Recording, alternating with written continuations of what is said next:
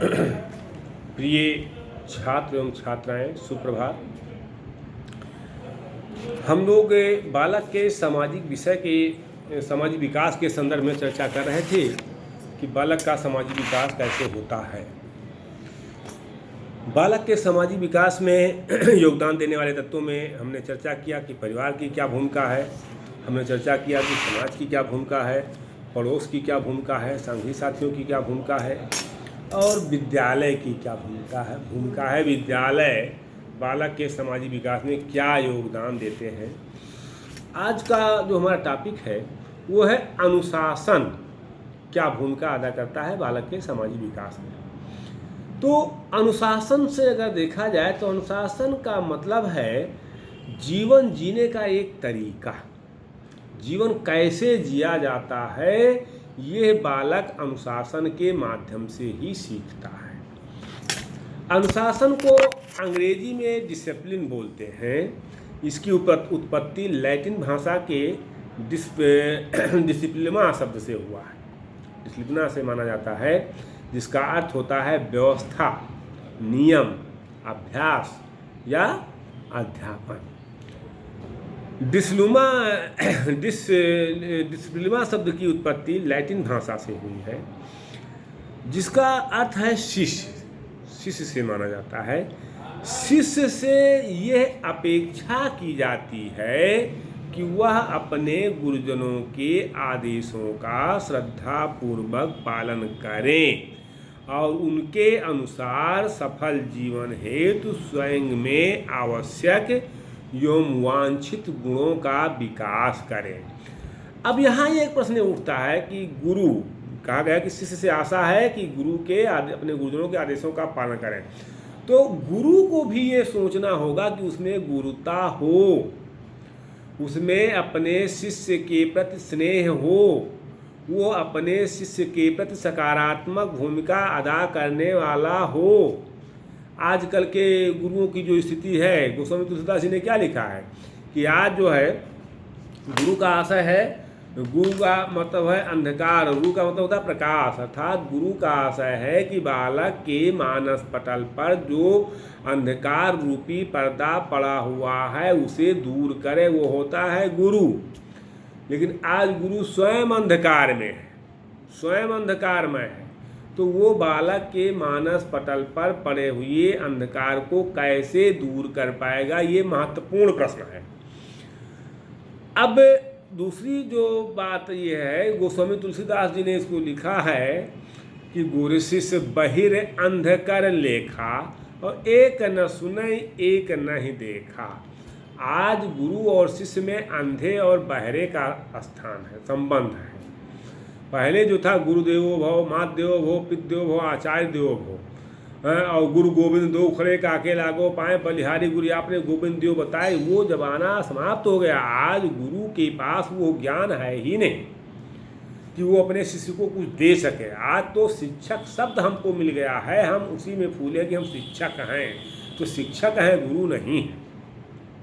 तो पहले शिक्षकों को गुरुता लानी होगी, फिर शिष्यों से अपेक्षा करना होगा। खैर, ये बात की है।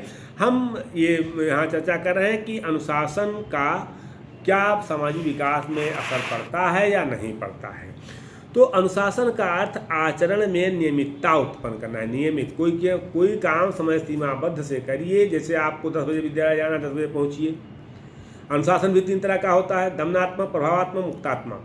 आज दमनात्मक अनुशासन आप कर नहीं सकते, दंड दे नहीं सकते हैं। मुक्तात्मक आप छोड़ नहीं सकते, अगर मुक्त छोड़ देंगे कुछ नहीं होगा।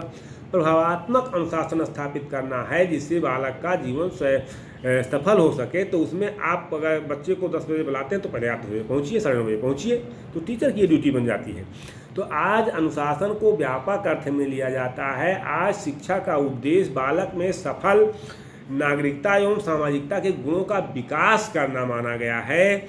यहाँ अनुशासन से तात्पर्य आंतरिक एवं बाह्य अनुशासन से लिया जाता है, जो शारीरिक, बौद्धिक, सामाजिक एवं नैतिक मूल्यों का विकास कर सके। अनुशासन का आशय यहाँ सर्वांगीण विकास से लिया जाता है कि बालक का सर्वांगीण विकास हो सके। अनुशासन की जो आधुनिक अवधारणा में आत्म अनुशासन की बात की जा रही है तथा सामाजिक अनुशासन पर विशेष बल दिया जाता है। आत्म अनुशासन क्या है? आत्म अनुशासन वह है जो समाज की स्वीकृति पर आधारित हो, समाज उसको स्वीकृति प्रदान करे, समाज उसको मान्यता प्रदान करे। जॉन डीबी का कथन है कि अनुशासन विद्यालय की सामाजिक स्थितियों में निहित है। विद्यालय की सामाजिक स्थिति जैसी होगी, अनुशासन वैसा ही होगा और बालक वैसा ही बनेगा। एटमॉस्फेयर जो आप देंगे विद्यालय में, बालक का सामाजिक विकास वैसा ही होगा। अनुशासन सिखाने का आशय उसे वांछित व्यवहार सिखाने के लिए निर्देश और प्रशिक्षण देना है। मैंने सही व्यवहार सिखाने के लिए प्रशिक्षण देना ही अनुशासन माना जाता है। आप इस बात को जान रहे हैं कि अनुशासन से बालकों में दक्षता, आत्मनियंत्रण, आत्मनिर्देशन और दूसरों के लिए उचित मनोवृत्तियों का विकास होता है। बालक जिस परिवार, समुदाय और समाज का सदस्य होता है, उसमें रहने का तरीका अनुशासन द्वारा ही सिखाया जाता है। किसी भी समाज का, किसी भी समुदाय का एक नियम होता है, एक मानक होता है, एक मापदंड होता है और उसका सदस्य होने के लिए आपको उन नियमों को, उन मानकों को, उन मापदंडों को मानना होगा। तभी आप ये माने जाएंगे कि आप उसके अनुशासित सिपाही हैं, अनुशासित सदस्य हैं। तो इस प्रकार जो अनुशासन का आशय लोकतंत्रीय समाज में बालकों और बालिकाओं को जीवन के लिए तैयार करना है। अर्थात अनुशासन से बालक जीवन जीना सीखता है कि जीवन कैसे दिया जाता है। अनुशासन को दंड नहीं समझना चाहिए। अनुशासन को आज लोग दंड समझ जाते हैं, वो दंड नहीं समझना चाहिए। इस प्रकार अनुशासन का आशय लोकतंत्रीय समाज में बालक बालिकाओं को जीवन जीने का तरीका सिखाया जाना है। कनाडा के बाल विशेषज्ञ समाज के अनुसार जो कहा गया कि अनुशासन वह संरचना है जिससे बालक वास्तविक संसार में खुशी और प्रभावी तरीके से फिट बैठता है, उसके अनुसार अपने आप को ढालता है। और प्रभावी और सकारात्मक अनुशासन का अर्थ ही यही होता है कि बच्चों को सिखाना और निर्देशित करना, ना कि आज्ञा मानने के लिए उन पर दबाव डालना। यानी किसी चीज़ को आप दबाव में करते हैं तो वो नहीं होता। जैसे राष्ट्रीय एकता की बात की जाती है कि भारत की राष्ट्रीय एकता इस प्रकार से है कि एक बालू के मुट्ठी में बालू के बंधे हुए लड्डू के समान है कि मुट्ठी का दबाव से वो लड्डू बना हुआ है, मुट्ठी का दबाव खत्म होता है तो कण कण में बिखर जाता है। ऐसे ही अनुशासन है। आप अनुशासन स्थापित करते हैं, आपके डर से लड़का डरा हुआ बैठा हुआ है, जैसे आप हटते हैं तैसे वो अनुशासनहीनता उत्पन्न कर देता है। ऐसा नहीं होना चाहिए। आंतरिक अनुशासन होना चाहिए, आत्म अनुशासन उत्पन्न करना चाहिए और वो उत्पन्न होगा प्रभावात्मक अनुशासन से। जब बालक को ये पता होगा कि हमारे सर पर हमारे गुरुजनों का हाथ है, ये हमारे हित की बात करते हैं। जब तक हम ये उनके मन में विचारधारा उत्पन्न करने में सफल नहीं होंगे तब तक अनुशासन सही नहीं हो सकता है। तो बालक के सामाजिक विकास के संदर्भ में जो अनुशासन की बात की जाती है, तो अनुशासन बालकों को सामाजिक व्यवस्था के अनुरूप बनाता है, उनमें संयम और सामाजिक दायित्व की भावना विकसित करता है। बालक के सामाजिक व्यवहार को प्रभावित करने वाले विभिन्न संवेग मूल दायित्वों या मूल प्रवृत्तियों से पोषित होते हैं। इसको आप जान रहे हैं। अनुशासन से बालक की मूल प्रवृत्तियों का विकास होता है या मूल प्रवृत्तियों का शोधन और प्रशिक्षण संभव होता है।